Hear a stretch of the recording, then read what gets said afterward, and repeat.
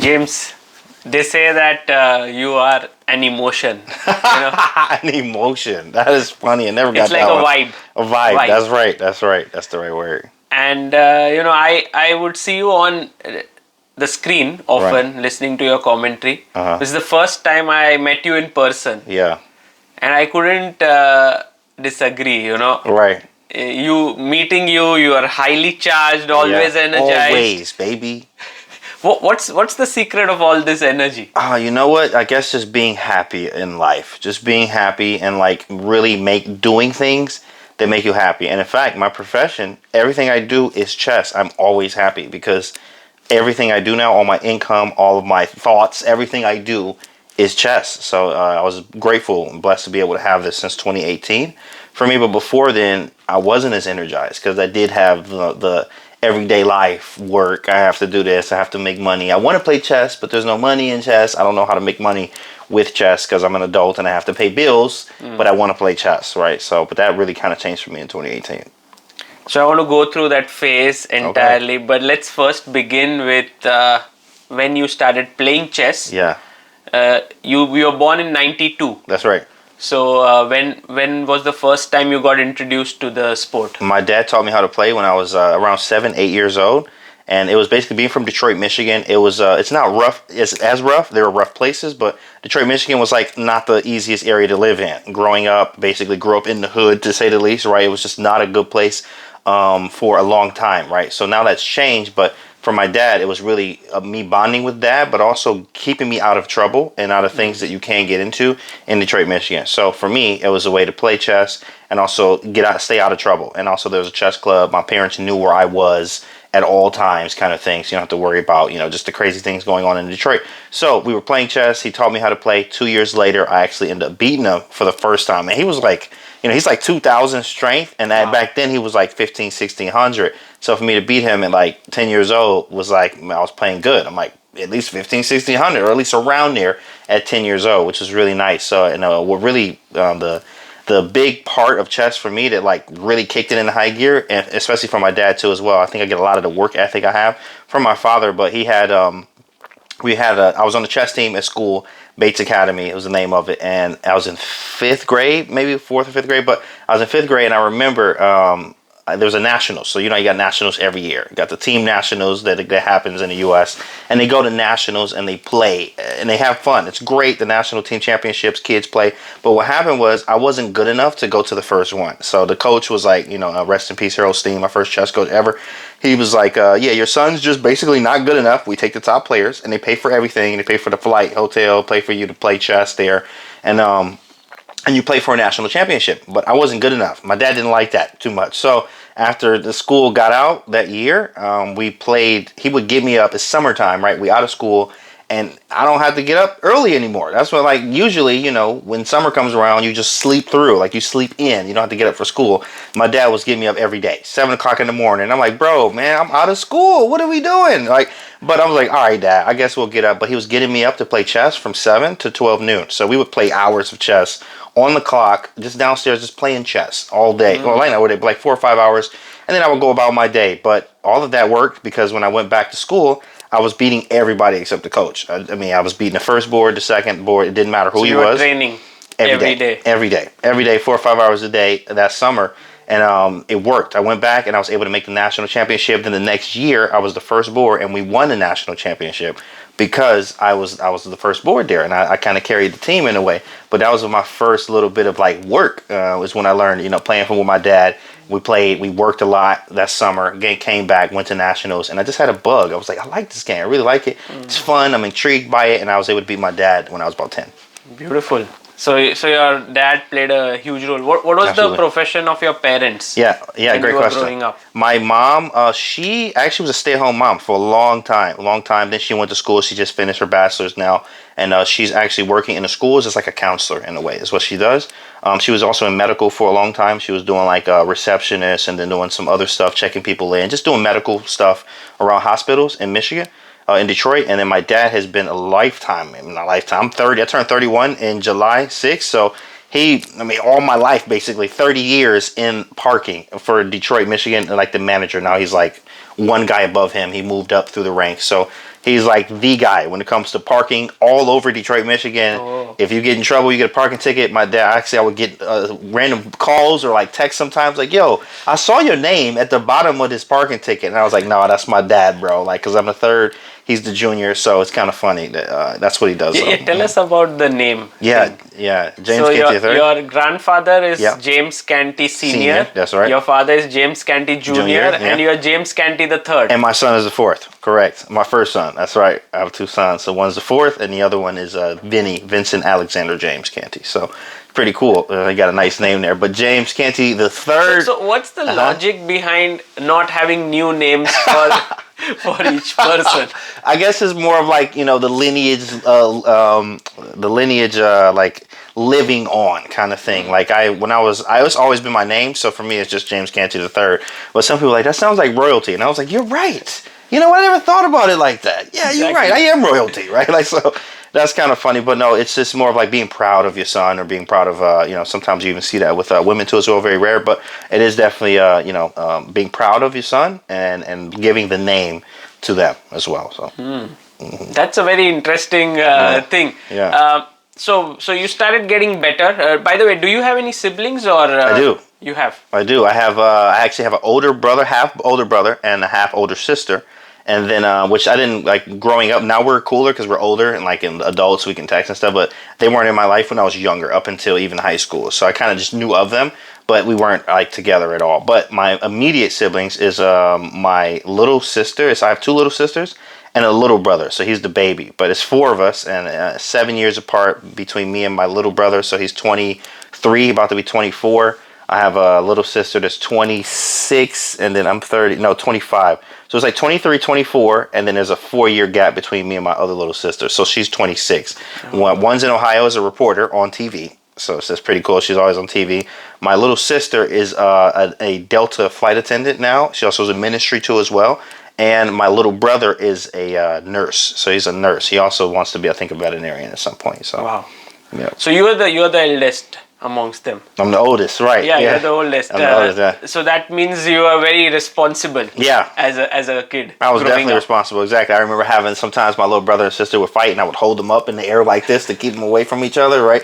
So from that, but yeah, I had a lot of helping them and like kind of molding things, and then I went off to the Air Force when I was 17 years old, basically between 17 and 18, because I didn't understand how to get into college, financial aid, stuff like that. I mean, being from Detroit is just, they didn't tell you a lot of things. Even in my chess story, they didn't tell me. I mean, I didn't know what FIDE was until I was 22. I used to call it FIDE, and I was like, "What the heck is a FIDE rating? Don't nobody care about this FIDE thing." And I thought it was USCF, which is United States Chess Federation. I thought that was the way to GM and all this other stuff. So I didn't know, and I was already an adult, right? So kind of a late start there, but. Yeah, I was, a lot into my family. I'm a big family person, and we're very close now to today with my siblings. Right. So you started playing chess and you started getting better around 10. Yep. But then did you continue playing chess or you stopped at some point? I actually played chess all my life, in fact. But I did have a point where, in fact, actually, all through high school I played, all through middle school I played, but never played anything FIDE. I always had a 0 rating until literally my first FIDE rating came in 2015, something like that, right outside of the Millionaire Chess Open, where I won, $20,000 in the first one.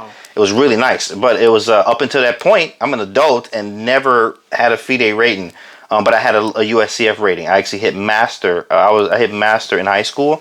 Probably could have hit it before then, but to be honest, I was into high school and girls and I'm growing and getting older. So I was playing chess and I was also on the chess team. I played in every nationals too as well. Shout out to all the people from nationals, if you know what I'm talking about. So I got so many chess friends now that were in nationals. We will go every year. It's pretty fun. Robert Hess, actually, I used to look up to him, which I still do. So shout out to Robert Hess. But Hess was like, I was like 2100 and he was like an IM. And I was like, whoa, in high school, like, how do you do that? I used to look up to him a lot. So it was pretty nice. I hit 2000 going into high school. So I was already 2000 8th grade. USCF rating. USCF rating, right. 2000 expert.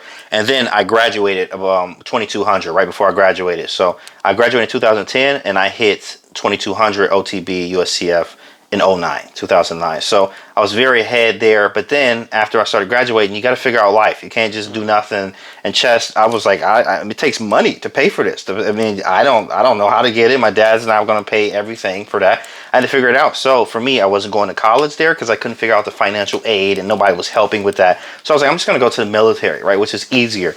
And I picked the branch that was like not too much fighting. I was like, I don't want to go fight or none of that. But it was like, yo, Air Force. And it was like, well, you know, in Air Force, the girls are like 9-1. I was like, what? Oh, that's the place. Okay, that's where I'm going. Right. So went to the Air Force, had a great time, honestly, in Air Force, learned a lot. They paid for everything. But that was a time where chess, that was probably a big break for me for chess because I had to make money. The job came first in the military, which I really didn't like that, which is understandable. But the military is all about them. And even in the chess part, I couldn't even play chess. I was the highest rated and the best chess player in the military when I went in, but I couldn't even play any chess because that wasn't the priority for the military, for my job and stuff like that. Luckily, I had a desk job, basically. They worded it right. They was like, hey, you're going to be working with the commander. Imagine like you're working next to Vishwanathan Anand, and you're going to be doing this and the files. I'm like, wow, let's take the job. And it was a desk job. And I was like, what, man? What is this, man? They just got me. So I was in there. But luckily, a year and a half in, the job was like so not needed in a way that we had an option to get out early with an honorable discharge. So I was like, perfect, I'm taking that. I'm getting out of here. So I got out of there, honorable discharge, got some benefits too as well. And then I moved down to Atlanta because that was like where I met some good friends down there in the military. And Atlanta was like, I want to, I don't want to go back to Michigan. I want to go somewhere else. So I moved to Atlanta. Got some work down there very quickly because of my military experience. I was able to work for Georgia State University, and that was nice. And this was around like 2013, 2012, 2013, where like I definitely just took a break from chess. Really, it was only like a 2.5-year break, something like that, from chess of just not playing. I was still watching. I was playing online and like watching stuff, but it was like a small break there because of work and money. You got to get you're an adult. You got to make money, right? So at Georgia State, I was working there, but I was like, it sucked because I was like, I'm okay. I like the job. Like I was around like all these friends and like working for college. It was just fun, but I wanted to play chess, and I wanted to play chess, and I wanted to play at a high level. But I have to study. I also don't have the money because I have to pay extra in this. I got bills to pay, all this other stuff. And then Frank Johnson, chess coach Annette, shout out to him. He really helped me a lot. Chess coach Annette, Frank Johnson is his name. He said, he was like, yo, I was riding around on like a little Segway. It was fun. My job was so fun. Then I'm riding around on a 3-way Segway, just like doing whatever, kind of like patrolling things. But Frank Johnson would be in the park at Woodruff Park playing chess down there. So it's a nice chess park. Everybody goes out there. Frank Johnson comes up to me. This is like 2014. No, it was 2014. And he was like, yo, you're not playing chess? And I'm like, man, it costs money. There's no money in chess. It's hard. It's just difficult, man. I want to, but it's hard. And so he showed me this flyer from Millionaire Chess from Maurice Astley. And he was like, this is called Millionaire Chess. And I looked at it and I was like, bro, my eyes just lit up because I saw that there was the first prize was 100,000. I knew I wasn't going to win that because there's going to be lots of GMs and all this other stuff. But I was like, well, what about the sections, the class prizes? And I saw that under 2,300 is $40,000 for first place. I was like, what? That is life changing. 40K? Second place 20, third place 10, fourth place 5. I was like, wow. This was February. So I remember he gave me the flyer. I'm like, all right. You were doing a job back then. Yep, I was working at Georgia State. That was not a lot of money. It wasn't a lot of money. It wasn't enough to like pay for travel and hotel. Like this stuff is expensive. You got to pay for your flight. You got to pay for your hotel. You got to pay for, especially with not having any sponsors or anybody, and you got out of pocket, and you got bills and this and that. It was just, I was like, yeah, I'm just going to pay one tournament every few months, something like that. But smaller ones as well, and save up your money for that. So it was difficult actually to get there. I had to pay $1,000 entry fee, and I had to pay for my flight. And I had to pay for the hotel. In fact, I had to. There was some risk. Had to save up to play there. Big risk, exactly right. So I had to save up. Up. I took the risk because I was like, and here's like, I was always into work ethic is just in me, but it also is something you have to build. And I think I built it as a young age with my dad having that 4 hours every day, no matter what. We was getting up playing chess, but I kind of had that instilled in me very young because for me, I knew that in February the tournament was in October, so this time frame I had like 7-8 months to sit here and like get this done. But at the time I was a big fan of 2K, which is like basketball, the 2K14. Anybody that played 2K, you know exactly what I'm talking about. 2K14 was the game, and I would play. It was a basketball game, and I would play it 5 hours a day, every day after work at least. I'm like, because it was just like something to do, play a little bit of chess and play some 2K. and I had a TV. And I was like, yo, if I want to win, I'm going to have to study and work. So what I did was I sold my Xbox and I sold my TV. And it hurt. Oh my goodness, it hurt. I remember the pain that hurt when I'm like, I got to give this away. Because if I don't, I mean, I'm going to spend 5 hours playing 2K and trying to win this 40,000 when there's a guy that's spending 5 hours a day studying chess. So I actually sold both, and I used that same time to study chess. Then I used 3 books, which is Chess Openings for White and Black Explained. And I can give this stuff out now because I don't play it anymore. Exactly, Roman Djihashvili. In fact, what I call him is Roman DZ. This is what I tell the chat is Roman DZ slap the keyboard, right? Because you don't know if you do this, you can literally do it. Some people do this at home too. Roman DZ slap your keyboard. Type chess next to it, and it's going to be like, do you mean Roman Djihashvili? That's exactly how it comes up every single time, right? But Roman Djihashvili and Anatoly Karpov actually was he said this is a book you can use for a lifetime. I remember these books. I actually got one from Frank Johnson. Shout out to him again. But I got those 2 books and Forcing Chess Moves. And that really took my game to the next level. Forcing Chess Moves was like thinking like a computer. When I come out with my calculation course, I'm going to tell people about, there's like steps. Go through the Forcing Chess Moves book first. When you graduate from this book, then we go to the next book, which is going to be Agard's book. And then there's Encyclopedia Combinations. It's like in that order of how you should do books. The Encyclopedia Combinations is like, they say don't open it till you at least 2200 FIDE. That's how strong the book is. So Forcing Chess Moves is the first place though. But I remember I had these 3 books. And I studied them, used them, studied them, went down there, and I could have probably even got a norm. I was going into the 7th round with 4 points in the open section. But it was saying, they was like, hey, because you're doing so well, you qualify to go play for the playoff Monday, or Money Monday, Millionaire Monday, whatever they called it, where it was like 6 people. 6 people are going to go play for 4 spots. And it was very stressful because, like, you know, if you make it in the 4 spots, you're guaranteed 5,000. So, you know, I'm like, whoo. And here's what I did, like mindset. I always believe in mindset and psychology. I mean, if you teach this, I was working with a Russian chess coach that told me, he said, stop worrying about the result. Worry about the work. Alex Golden. Alex Golden is his name, right? Shout out to Alex Golden. So I worked with him for a year, and he said, stop worrying about the result. Worry about the work that produces the result. And this was in the last year I've been working with him, and it changed everything for me. But back then, I would look at the, because there was so much money on the line, I would only look to see where I was on the sheet and go sit down at the board. I didn't want to see who I was playing because I knew it was going to be somebody strong most likely. And one guy, I actually sacked the queen, ended up winning the game. He was 2,500 FIDE. I didn't even notice. Halfway through the game, I go look and I was like, oh my goodness, this guy 2,500. But if I would have knew that beforehand, I probably would have played differently. But I ended up winning that game, right? So a lot about psychology there. But those 3 books, I got them. I read them, and I was reading them day in, day out, 5 hours a day at least. Right, spending that time that I was spending on 2K and using it on the chess. Went down there in September, and I won the 2nd place, which was $20,000. If I would have played, I still have like nightmares about it. You know, I even have a YouTube video, my most expensive game ever, where if I would have played Knight H4, I would have won $40,000. $20,000 move was Knight H4. I played Rook G1 and ended up losing this game to Q Bao Wang, who's very strong. I think he's like I am now, or I got some norms, but.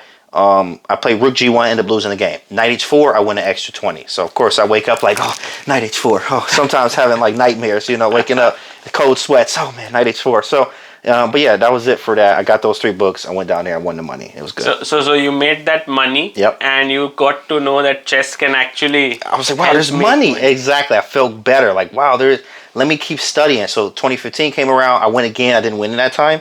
But I just know that there was money in chess. I'm like, maybe I can be a pro player at some point, or like, but it still cost a lot of money. But what was, you didn't have a FIDE rating back then? Or yeah, I didn't. In fact, I went in at my first FIDE rating, and this is how I didn't even know this either. Well, I had enough games, I guess, from that tournament and something else. The regulations were slightly different. Where actually, I qualified for FM back then. I didn't even know. I actually recently got FM because someone told me, an arbiter, in fact, Grant Owen, shout out to him, but he was like, yo, you know you can be FM. I was like, what? I didn't even know that. Like, he was like, yeah, you can be FM right now based off of this rating you had, and it stuck because, like, it stayed there. I played another tournament, and it stayed around the rating, but my first rating came out as 2353, which was, like, nice. And I was like, wow, that's my first FIDE. So I was qualifying for, especially after what happened, all the people I played some strong players. I think drew a GM is what I did. I drew forgot the GM name, Contrick Davis, I think, something like that. I drew but I drew GM, beat some strong players, beat an IM. Do you now dropped your rating, or?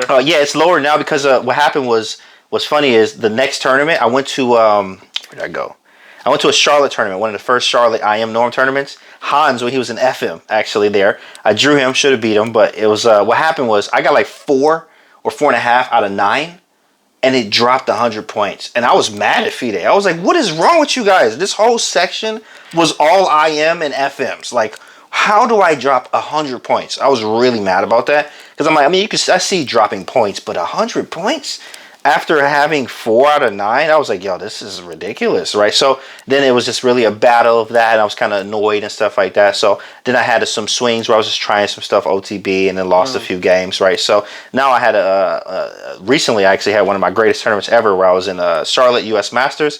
And I beat I played 3 GMs back to back. First round, took down Elshan Gamagami, right? So beat him, and he was so mad. I mean, he accused me of cheating. That was it. He was so mad, and it was just like a big win for me. Second game, I played Alex Fishbane, drew him with the black pieces, and then I drew Brian Smith with white, who's another GM, and then I drew Fishbane. So 3 rounds, I'm 2 out of 3 against GMs. I'm like, I can do this, right? Then I end up losing to one GM, trying the French, because it's not something I actually play a lot. But I was like, yeah, let me just try this pretty solid here. And he plays some French line I've never even seen in my life. And I was like, all right, well, end up losing that game. Then I lost to one IM, and I drew some other IMs, played some great chess. So my greatest tournament ever. In fact, my chat says, like, your greatest tournament hasn't happened yet. And I'm like, yeah, you're right. But to date, that was the greatest tournament, which was December 2022. So now I've been taking a break, been chilling, not taking a break, but like studying. And Alex Golden, my coach, was like, how the Russians do it is we study. You don't play every month. That's a thing where you never have time to really work on your game if you're playing every month. You're like really always on. So you need to have a time or a period where you're working on sets of openings for 2 to 3 months at a time, and then you go play. And I was like, wow, that's very smart. Never thought about it that way. And that's actually what I did for that tournament. I had time to just breathe and study and work. And I went to that tournament, and the results, pay for himself, right? So it was really good there. It was a good experience. So when did it transform from chess being just something on the side and you doing some other things for making money, right, to chess becoming everything where you could earn out of it? 2018 was a big year for me. I actually was still working. Actually, and what happened was, I think everything happens for a reason. I was working at the gym. I love the gym. You know what I'm saying? Just got to put the flex up there. I love the gym. So 2015, I started working out a lot because my mom would go to the gym. And I'm like, oh, cool. I'll go with my mom too. Yeah, she's like, you want to go to the gym? I'm like, cool. Yeah, I'm going to go with you, mom. And I just was going. So this is what you have right now, these muscles? Yeah. They are not something that was from a young age. Not at all. Exactly. In fact, people have... there's old photos of me. I think maybe even on Instagram, if you do a lot of scrolling, you'll be able to see us way smaller. I mean, I was like 170, 180. Now I weigh 210, 215, but that's like 20, 30 pounds. And it's not like, it didn't go here. It's like everywhere else. It's muscle, in fact. So a lot of muscle. I packed on a lot of muscle. In 2015 is where I really just started getting into lifting. It was kind of cool and good from there. So... but yeah, I mean, the working out is really good, bro. Working out helps the mind and body. Actually, so real quick, Anand was at the gym this morning, and I was like, this is why he's playing great chess. He was at the gym. He was doing some flies. He was doing some pull-ups on the assist machine. I was actually coaching Anand for like 10, 20 seconds because he was doing something, because I was doing pull-ups today. Today was back in biceps. He was doing some pull-ups, and he was like, no, I don't really... He started getting on the thing. He was looking at me at the dip machine. And I was like, oh, okay, that's good for him. And then he went down and came up. Did you tell him, bro, today? Yeah, I did. I was like, yo, what's up, what's up, bro? Yeah. But then he got off, and he was like, no, I don't really like this. But the thing about Anand is he doesn't give up. He was like, man, you know what? He walked away, and then he came back. And he was like, nah, I got to do something. He got back on it, and then he did the under grip. And I was like, that's good for him. You can do more of these from that. He was like, yeah, I don't really like do these too much, but I'm going to do a few more. And he did them. And then he was like, all right, I'm going to do some legs, and then did some cardio. And he left. It was like 7 o'clock in the morning. We in the gym. Anand works. This is why he's still top level there, right? But that's just a quick side note. But 2018 really helped me, is when I figured out chess I can get paid from it. So I was working at, everything happens for a reason. I was working with this millionaire guy who, I was working at the gym first, and I didn't like the gym no more because I was like, bro, I'm just doing sales here and I'm working out. It's fine. Like, I'm cool. I get to work out every day, free membership. But like, I just don't want to do this. This is not chess. Like, I don't have time. I was also working 6, sometimes 7 days a week, almost every day. I got tired of doing that. So I was like, man, it has to be something else. Like, I really want to play chess. So I found another job where I was interested because the guy was a millionaire. I'm like, whoa, what do you do? And it was kind of weird because like they didn't really tell me yet until I got in there, but it was basically door-to-door sales. And I was like, what the heck, bro? I signed up for this. I didn't even know what this is. And I'm like, all right, well, I guess I'm here because the guy he's a millionaire. He was like, and he made it. He went through all the steps. You know, you become, well, from him, he became a millionaire through building the obviously the sales team and like doing great on sales. And you get promoted out into having your own office that does exactly the same thing. Different vendors like AT&T or like Verizon or energy companies, all these companies that, you know, like the direct sales method. But I learned so much about social skills. There's also 8 great work habits that I actually still follow that I learned from him. But when I got there, they said like, you either going to be very successful and make it here, or the skills you learn here, you're going to go somewhere else and be successful in that area. And I was like, wow, it worked, because like everything I learned from there, I started streaming in 2018. And you have to, the thing about sales is we was out there in the snow, we was out there in the rain. It didn't matter. We was just out there knocking on doors and still making money. And it was, we had to like knock on the door and the guy comes out, or you have to immediately get their attention and they get them to like you. Or, I mean, sometimes they just slam the door. Yeah, exactly. I mean, you're disturbing them, right? Exactly. Sometimes how would you catch their attention? Yeah, I would literally, you have something like, before you walk up, you have maybe something in the yard. You have to find something immediately you're going to say, or, you know, oh, nice shirt. Where you get that shirt from real quick? Like, hey, how you doing? Oh, man, nice shirt. Immediately take their attention away from why I'm there. Like, man, that's sweet. Where you get that from? Wow, that's cool. Oh, real quick. Hey, my name is James. I'm here for blah, blah, blah, whatever. And we start talking about, you know, the product a little bit. But you have to be very quick-witted, and like social, smiling, cheesing, very happy. And then I think they used to say like door number 51 didn't know that 50 other doors slammed in your face, right? So you have to have that same energy of being happy and stuff like that. So and like, you know, being vibrant. So I learned a lot of how I am now from the door-to-door sales, from that, just being social and stuff like that. So 2018 comes around, I was watching again Frank Johnson. He was streaming, you know, he got into it before a lot of people did, and he was streaming, and I was like, yo, oh, I know you. So I was watching the stream. I don't even know how I even got into the stream or even Twitch itself, but I was watching him and I'm like, yo, man, you streaming. I was watching him for like 6 months every day. I would get off and I was looking forward to it. I'm like, oh, he probably on tonight. Let me see if he's streaming. He was streaming chess. People in there like, you know, subs or whatever that was. I didn't know what a sub was, or like, you know, music going, and he playing chess. He's like an expert player. So I'm like, oh man, he missed this. I'm in the chat, like, you know, talking in the chat. It was nice. I was like, man, I like this thing, bro. And then we got together for like 2 hours and like talked. He was like, yeah, man, streaming's a thing. Streaming this, stream that. So I'm like, all right, man, I'm gonna try it. And now looking back in my setup, oh my goodness, boy, it was garbage compared to where you go now. I always tell people, if you have advice, just start. You know, it's not gonna be perfect. Just start and you upgrade later, right? But you gotta start. So I had like 4 gigs of RAM, 1 screen, and like it was, man, terrible. But we started, and we started up the stream.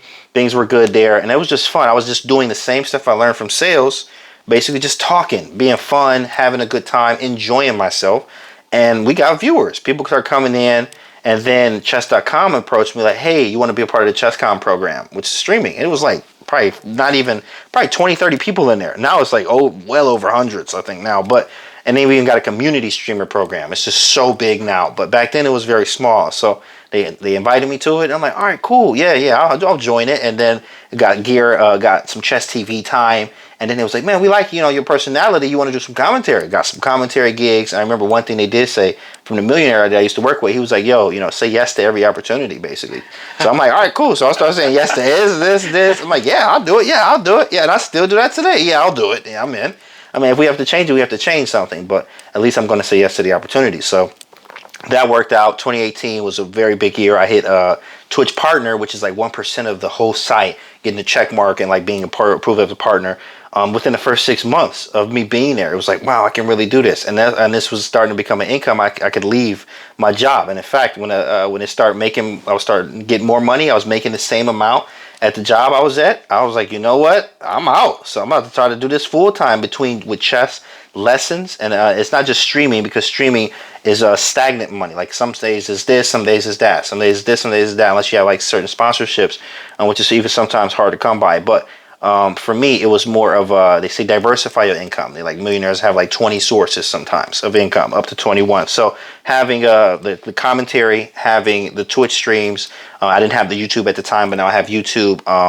But lessons was a big thing. I mean, I was working lessons around the clock, like all day lessons, like 10. I would do 10 to 12 lessons in the day and stream and do some commentary, and that would make enough money, right, to do that. And at the time, I was charging like $20, $30 an hour for lessons, which, I mean, now you can still do that, but for me, it's way more. In fact, I mean, mine is outrageous now because of my time, and I know it is. But people pay for it, and I also give them like notes and homework every lesson. I've never been every coach I work with, even Alex. But Alex didn't give me any notes. I like to type them up, and I like to.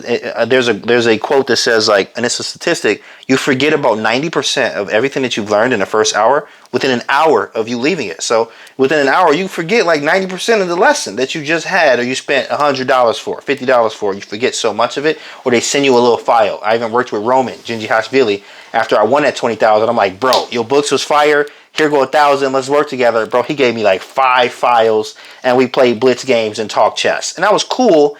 But like, I don't have anything tangible besides the files he gave me. I don't have any like notes, any one-liners, something like do this, or like, in these type of positions, have this. Or like, I remember I was working with one coach where I took all the time, I type up everything every time I worked with a coach now.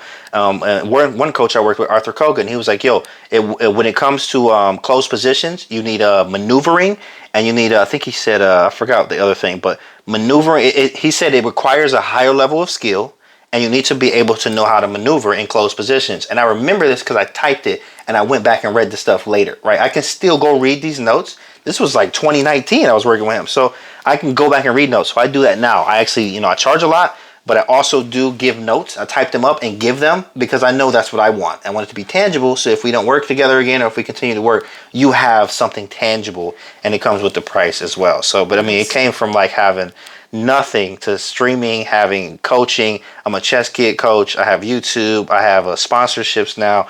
I mean, I have it at all, bro. It's very good. It's very good now. Amazing. Pays but all the streaming bills. Was the main thing. Streaming was the main thing. Sort of changed it. Yep. Stream changed everything.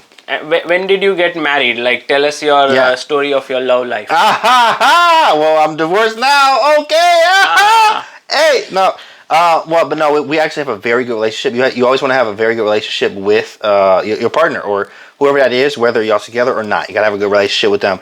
We met at the gym, and everything's good. Right now, we're the best we've ever been because we are separated, but we're great co-parents to those kids. And I think that is something that, people are out there having the same type of thing, same situation. You want to have that, be cordial. And if you have children with them, you do want to actually have, to raise the kids together. And we have the greatest relationship we've ever had, even before we were even together. When we were together, it was ups and downs, as every relationship has. But now we like best friends. We help each other with everything here from there. So I'm a single man out here, and just living my life, baby. So would it be right to say that the main aim of your life right now is to become a grandmaster? Absolutely. Everything I do. It was funny is like you see me working on chess all day, and it was funny is that's what I do. If I'm not at dinner or if I'm not doing anything, I'm working on chess 100%. Like I don't have at this point. I tell people I don't have a choice. Yes, I do have a choice. But I also make it, Will Smith had a quote. He was like, yo, I don't have a plan B, because a plan B distracts you from plan A. So if you have a plan B, you're okay, well, if it doesn't work, we'll do this. But if you have plan A, there is no other option, right? So that's a mindset thing, but also you have to like work on the mindset. And for me, I don't have another option. I'm only doing that. Don't you find that at this age, very few people make it to the GM title? Yep. Isn't this a big challenge? It's a challenge, but also it's a challenge because people have, for me, it's not as a challenge because I get to work on chess. You have to work. And for me, I remember having this quote, like, if I want to make GM, chess got to be the only thing I do, but I have to make money through it. So I was like, wow, Twitch and the YouTube, and also lessons, and also commentary, and all these big sponsorship deals, stuff that I can get, all chess related. So I have time to work on chess or on the clock. If I had a 9 to 5, you got to find time outside the 9 to 5. You got to find time outside the family to work on that. So that's why when you are in the age, I can see, the percentage being very small there, because chess is not their life. You know what I mean? Yeah. Chess is, so it's not easy. So it is a rare breed, me being a very small percentage that is very able to hit this goal, because chess is all that I work on, and all my money comes from chess anyway. So what I saw here was if you are doing the commentary, you finish it. Yep. And then if there's a break for 30 minutes, Yep. you are working on some Lee chess studies, Yep. or you are creating Chessable. some notes. Right. You are revising your openings on That's Chessable. right. That's right.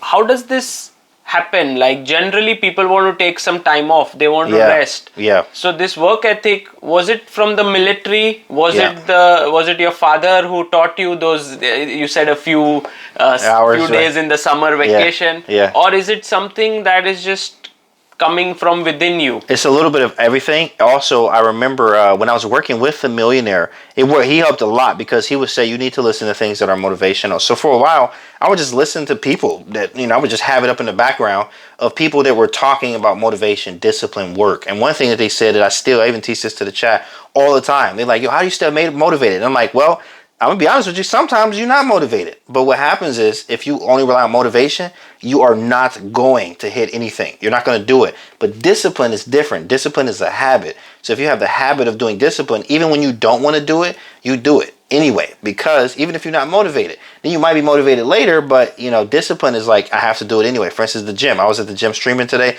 and I told them, look, guys, I did not want to come in here today. But I'm disciplined and I have to get in here. I just have to. It's a thing that you have to do. You were streaming at the gym. Yeah, I was streaming at the gym. Yep. Discipline. And people were watching you exercise. Working out, and we was talking to the chat, and I was telling them about motivation and discipline too as well there, because discipline doesn't run out. Once you create a habit, which really is about 30 days, you create a habit of just doing it anyway. No matter what, do it anyway. I actually learned that from the millionaire there, which is kind of funny because when it was snowing in Detroit, 6 inches of snow, or sometimes up to my ankles, we had to be outside knocking on doors anyway, right? Or rain. Don't matter. Get an umbrella. Go. You're going to make money today, right? So, and it was also, it was mostly commission based, which is just crazy to even think about. I was even doing this job. No salary or anything. It was commission based, but we was making like 15 to 2,000 sometimes every week because of the bonuses. And like if you do a certain amount of sales, I was like, wow, that's pretty good. That's like 8K a month. If I can like really grind out here, and challenge yourself. Can I do this? Yeah. If he could do it, I could do it too, right? So it was really a discipline thing. Discipline. And I learned that. So now it's really, second nature to me. Like I do it all the time. It's just discipline. I'm always working, work. Ketty was like, work. You're always working. I was like, yeah, you're right. It's just part of me now. My Chessable streak right now is like 1,300 days, something like that, which is like, comes out. They give you the little streak at the top right-hand corner to tell you like, how many days you've been on the site working. And mine is like just over about 4 years every day, every single day on Chessable. So right now your rating is around 2150. Yeah, that's the FIDE, right? FIDE, my USCF's like 2260, something like that. So yeah, so but if you want to become a GM, then it has to be FIDE has to reach 2500. Exactly, FIDE 2500. Yeah. So what do you work on chess, and what would you recommend to the people who are trying to improve? Maybe the adult improvers, also the young kids. Right.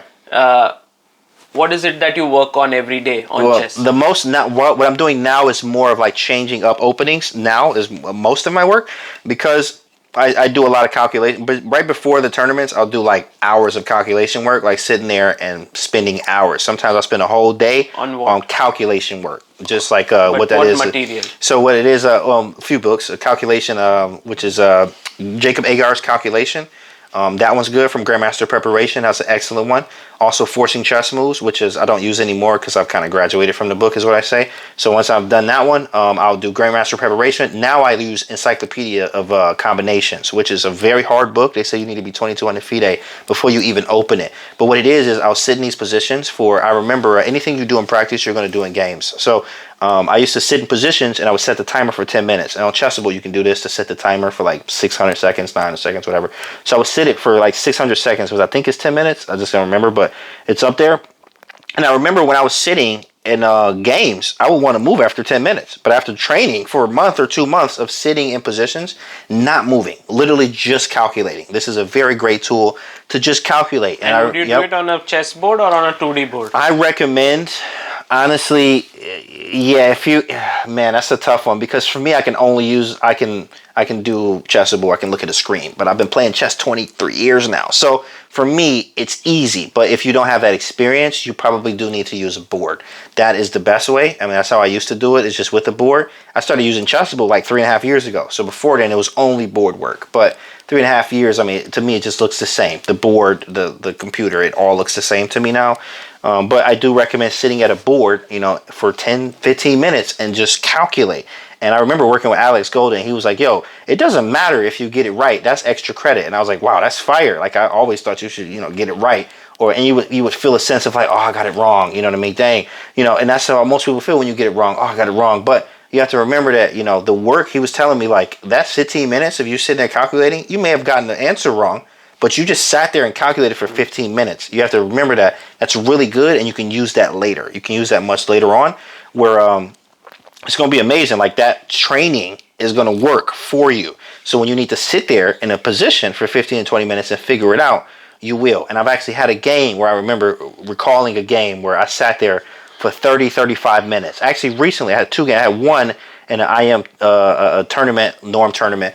Didn't get a norm. I had like 6 points or 5.5, something like that. I needed 7. But in that tournament, one game I had with whites, I had to sit there, and I beat this FM, but it was I sat there for 35, 40 minutes and figured it out because I was like, well, I got to figure this out, and there's so many things to look at. But if I don't train that, it's going to be hard for you to sit there that long and focus and calculate, right? I had one where I played international master at the U.S. Masters, and it was all prep. I mean, it was a crazy game, and it was like, even Nicholas Theodore was looking at my game, sitting next to me like, bro, what is going on? But it was all prep, and it was like, it's called Engine Calculations on my YouTube channel or something like that.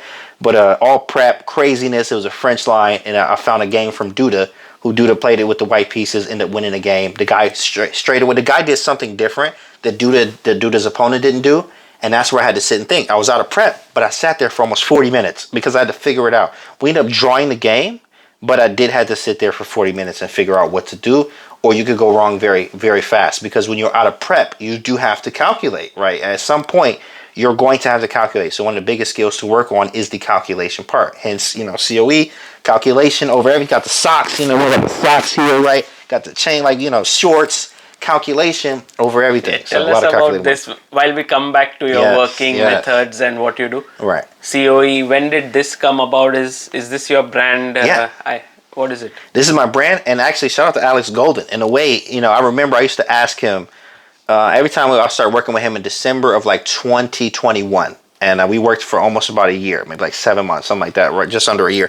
So I worked with him because I was in Miami, December 2021, and I was there for Nationals, something like that. Frank Johnson was out there too, and Alex Golden was walking around with his paper, like, hey, I'll do lessons. I'm like, all right, cool, okay, perfect. I'll hit him up. So I hit him up. When I got back, started doing some lessons, and then I start asking him every lesson, what about this or what about this position? He was like, all right, calculate. I was like, all right, cool. And then, hey, okay, I have problems when I reach this position. All right, cool. Yeah, that's fine. Calculate. And I was like, okay. And then after having 4 or 5 lessons with him, everything was just always, his answer was always to calculate.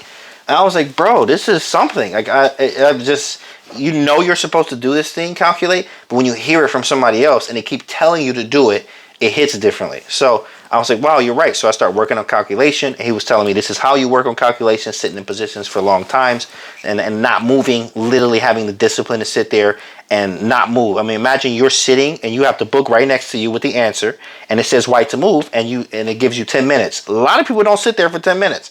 You maybe sit there for 20 minutes, sit there for 30, try to really, challenge yourself, discipline to sit there and try to figure it out. Even if you think you see the answer, that's the hard part. It's like, oh, I think it's this. But then if it's wrong, well, guess what? When you do that same thing in your game, you're going to lose the game because you didn't have the discipline to sit there and actually see, is that correct? Is the timer up? Okay, cool. It's up. Now let's make the move. Is it right? Perfect. That's good. Keep that type of thing. So he was saying, calculate. I worked with him. The very next month, I beat my first GM over the board. And in the same tournament, I beat the second highest rated player. It was a strong IM. Now, I didn't get a norm there, but I did both with black pieces too. Both of them were King's Indians, which is why I love the King's Indian too as well. But beat my first GM OTB King's Indian. Then beat the second guy highest rated with the King's Indian. I was like, you can't tell me nothing about a King's Indian at this point, right? So it was really nice, but that's where calculation came from. And then I started realizing this is, you know, outside of openings.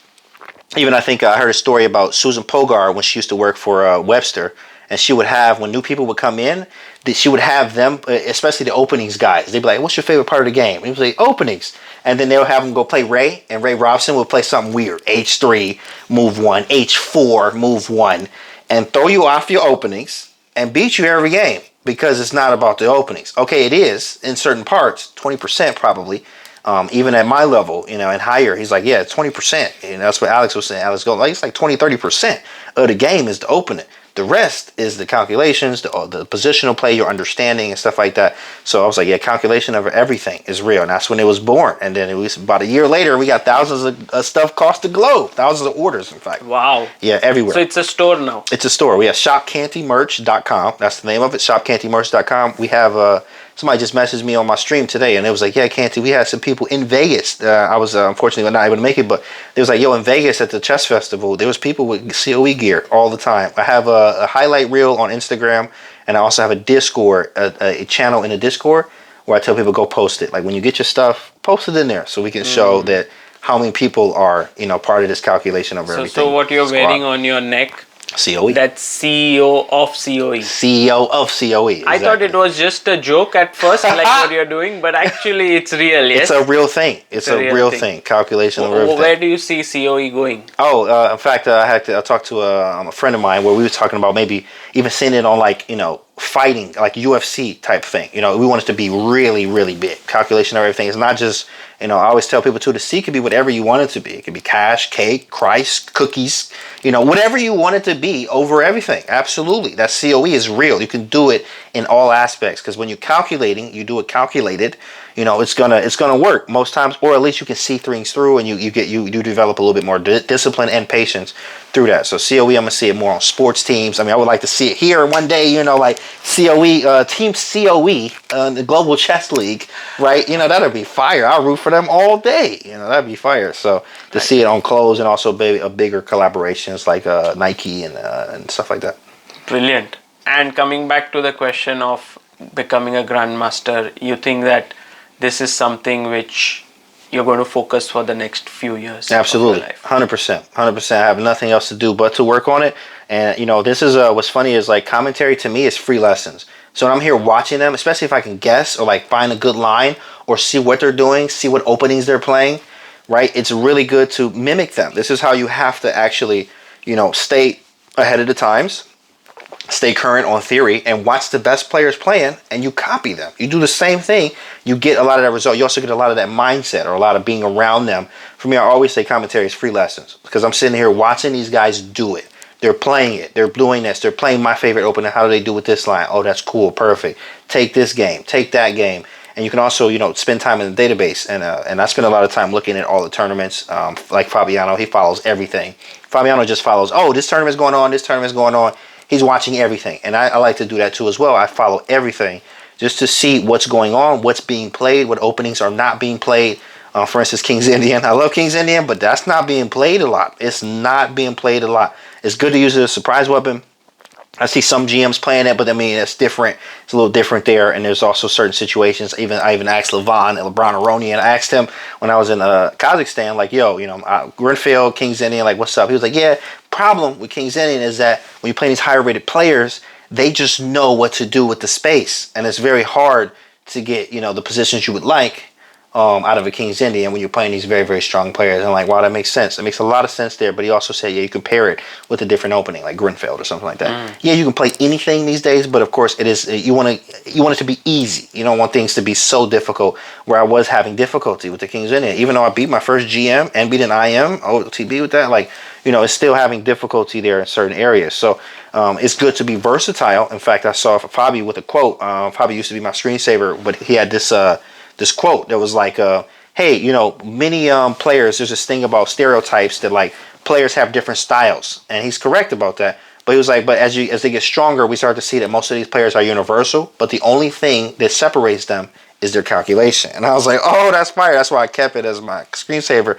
for some time there. So yeah, I'm working on GM literally every single day, all hours of the day. My fitness, really where I work out is because my chest. So my chest can be good. Like I said, being 55 years old, top level chest steel, saw him at the gym 7 o'clock in the morning. There was only like 5 people in the gym. Me, the people that work there, Anon, and then he was in there for like 45 minutes, got a workout in, and he probably gonna work somebody out today on the board, so it's very important to work on everything for me for chess, everything. What's on your hands? Oh yeah, the sleeves. Yeah, I got a lot of stuff. I got most of this in the military. So this is what you give is what you get. Over here is like winners. Wait, this one's like the Detroit sleeve is what I like to call it. Got Dream Chaser on my wrist here. This quote says, to be successful, you have to want it more than you want to eat, sleep, and breathe. I got that from some motivational guy. God is good. Then it says, I think loyalty somewhere over here. One of these. Loyalty. This one's like Detroit. So like I have all the Detroit teams on here. So like Detroit Pistons, Detroit Lions, Michigan right here. So Michigan U of M. There's like a Spartan head somewhere around here. And just stuff that like, this was more of like the Air Force sleeve and like cool stuff that I liked. I just started putting them together. And then when I got one, I was like, well, I need to put one over here. And then I need to put one over here. And then I just got all these tats now. I have a Chess King right here. This was the first Chess King I got. And now I got the second one here, which is the most recent one, which is the Chess King. I got this one like probably a year and a half ago. Right here on the chest. With the Chess King with the wings. So. Amazing. A lot of tats. You gonna get some chest cigar? We're gonna get them tatted up. You're gonna see Sagar right here with some tattoos. Wouldn't sleeved fit up. my vibe. Wouldn't fit my vibe. Yeah, Ranak Sadwani with the sleeve too. That's kind of funny. So got the little tat. So James, from what I have heard about you, there's been a lot of effort. Absolutely. There's been a lot of things, but one thing which has stood out is you've always been ready to change. Yeah.